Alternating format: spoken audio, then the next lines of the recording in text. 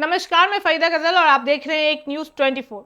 आपको बता दें कि दिल्ली सरकार ने 8 अगस्त 2025 को Delhi school education act 2025 bill को पास किया, जो अब पूरे राष्ट्रीय राजधानी क्षेत्र दिल्ली के सभी निजी अनुदान रहित स्कूल लगभग 1700 से 1733 तक में लागू हो चुका है। इस कानून का मुख्य उद्देश्य यह है कि निजी स्कूल अब मनमाने तरीके से अचानक फीस ना बढ़ा सके और अभिभावकों को आर्थिक दबाव का सामना ना करना पड़े।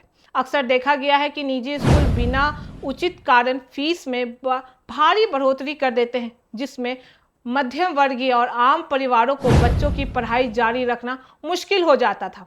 अब इस कानून के अंतर्गत हर स्कूल में एक स्कूल लेवल फी रेगुलेशन कमेटी SLFRC का गठन करना अनिवार्य होगा। इस समिति में संतुलन प्रतिनिधि का ध्यान रखा गया है ताकि केवल स्कूल प्रबंधन ही निर्णय ना ले सके, बल्कि शिक्षकों और अभिभावकों की भी मजबूत भागीदारी सुनिश्चित हो। इस समिति का अध्यक्ष स्कूल प्रबंधन का प्रतिनिधि होगा, सचिव स्कूल का प्रिंसिपल होगा और इसमें कुल 5 माता पिता, 3 शिक्षक, एक सरकारी पर्यवेक्षक, साथ ही विभिन्न सामाजिक आर्थिक वर्गों और महिलाओं का प्रतिनिधित्व भी शामिल होगा। इसमें यह सुनिश्चित होगा कि फीस निर्धारण से जुड़ा हुआ हर निर्णय पारदर्शिता और लोकतांत्रिक तरीके से लिया जाए। नियम के अनुसार यह समिति हर साल 15 जुलाई तक गठित होनी चाहिए और 15 अगस्त तक एक आम बैठक आयोजित करना अनिवार्य होगा।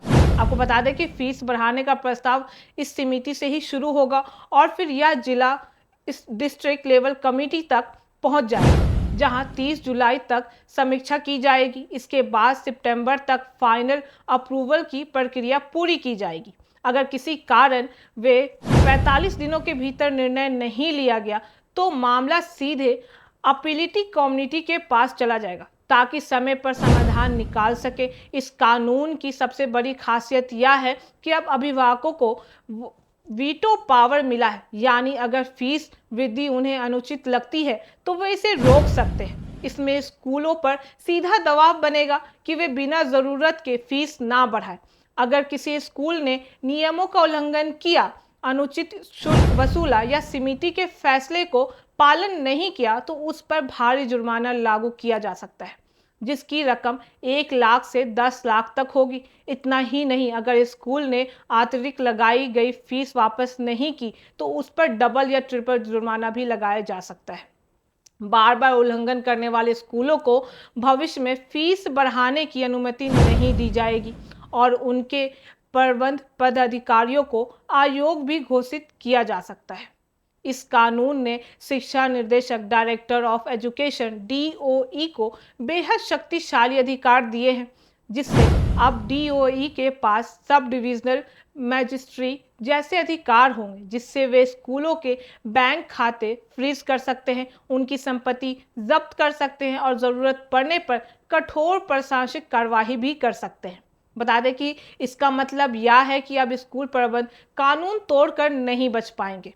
फीस निर्धारण प्रक्रिया पर पारदर्शिता बनाए रखने के लिए यह भी अनिवार्य कर दिया गया है कि फीस संबंधी सभी विवरण स्कूल के नोटिस बोर्ड और वेबसाइट पर सार्वजनिक किया जाए और यह जानकारी अलग अलग भाषाओं में भी उपलब्ध हो ताकि हर माता पिता इसे आसानी से समझ सके। एक और महत्वपूर्ण प्रावधान यह है कि एक बार फीस तय हो जाने के बाद उसे 3 अकादमिक वर्षों तक स्थिर रखा जाएगा, जिससे परिवारों को यह भरोसा रहेगा कि अचानक साल दर साल फीस नहीं बढ़ेगी और वे अपनी आर्थिक योजना बच्चों की पढ़ाई को ध्यान में रखते हुए आसानी से बना पाएंगे।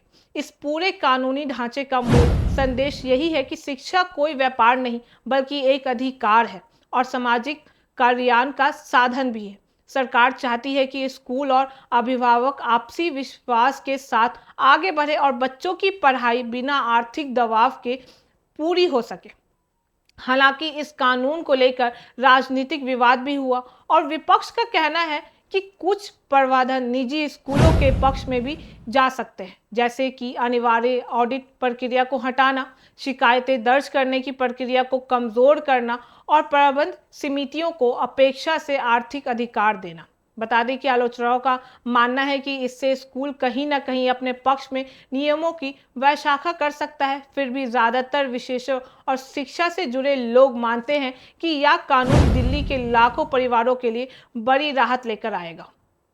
खासकर मिडिल क्लास से नीचे वाले परिवार जो अब तक बढ़ती फीस से मार झेल रहे हैं, उन्हें इससे बहुत फायदा होगा। अब वे आश्वस्त हो सकते हैं और बच्चों की पढ़ाई बीच में पैसे की वजह से बाधित नहीं होगी। कुल मिलाकर देखा जाए तो यह कानून शिक्षा व्यवस्था में पारदर्शिता, जवाबदेही और भरोसे को मजबूत करने वाला ऐतिहासिक कदम माना जा रहा है, जो आने वाले समय में देश के अन्य राज्यों के लिए भी एक मॉडल बन सकता है। बाकी इस पूरे मामले पे आपकी क्या राय है, हमें कमेंट करके जरूर बताना। ऐसी तमाम खबरों के लिए देखते रहे एक न्यूज़ 24। हर खबर सबसे पहले सबसे सटीक। वीडियो को लाइक करें, शेयर करें, चैनल को सब्सक्राइब करना। धन्यवाद।